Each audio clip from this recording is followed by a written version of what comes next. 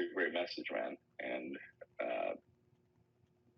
it's deep. And you gotta again be in. Let's say you. Hi, hi, hey. Yeah, I'm Beautiful Monday.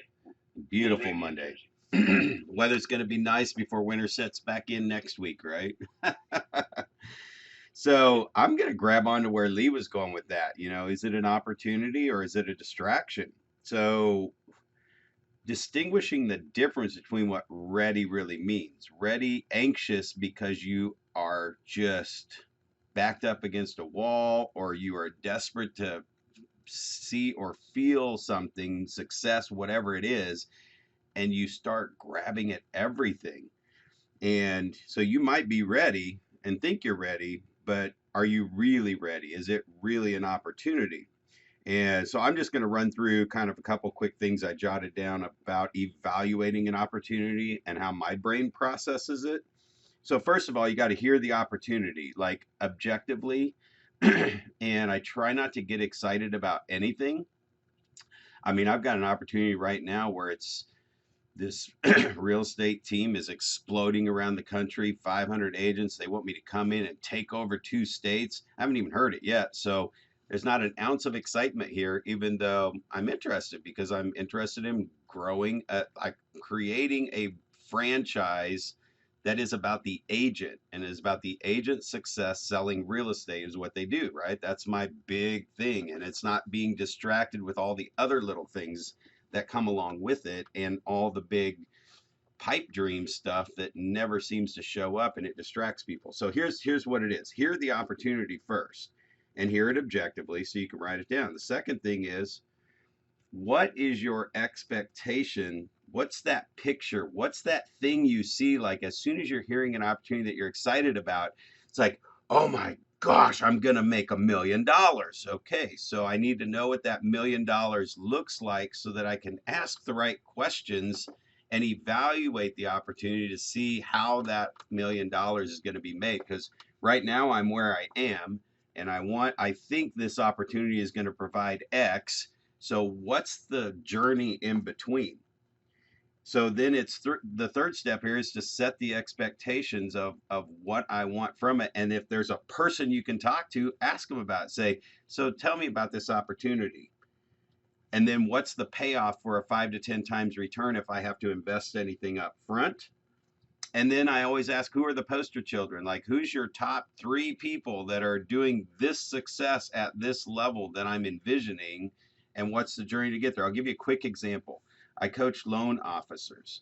Loan officers will get a real estate office to call them and say, hey, we would love for you to come in and be our guy, and we just need $2,500 a month to pay for this lead program or for our Christmas company thing. Now, and put this into perspective, no matter what you're in, somebody comes to you with an opportunity for that you think looks awesome, and there's money required up front to make it happen, or there's a monthly commitment, or you got to buy a program or whatever. So these loan officers, I tell them, I'm saying, great, if it's $2,500 a month and you want a 5 to 10 times return, let's just start with $250,000.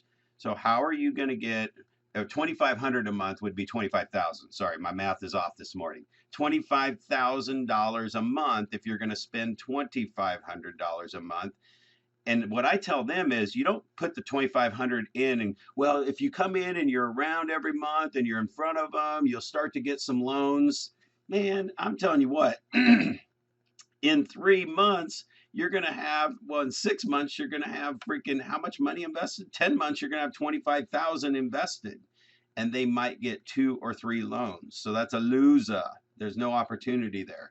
But instead, having the conversation up front to say, how would you see 25,000 in commissions coming through, in loans paid coming through this program if I do this 2,500? Nobody can seem to answer that question.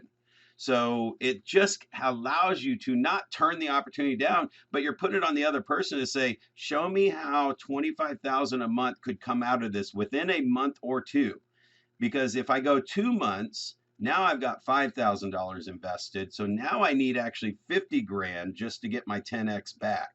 And this is just my hardcore way of looking at things to keep from happening what Lee just talked about, to keep the distractions off my plate. There's plenty of things that I can go do that'll get me a 2x or a 3x, but there's also a lot more things that can take up minus 1x, minus 2x, and you lose time and you lose money. So I've got another opportunity right now. It looks like the gold mine of opportunities right now, and it's going to require $10,000 now, which has been negotiated from $100,000, right? It's going to take $10,000. And I'm like, this is great. I mean, I'm super excited about this. However, I am not going to put the $10,000 and let it sit there until we figure out what this looks like.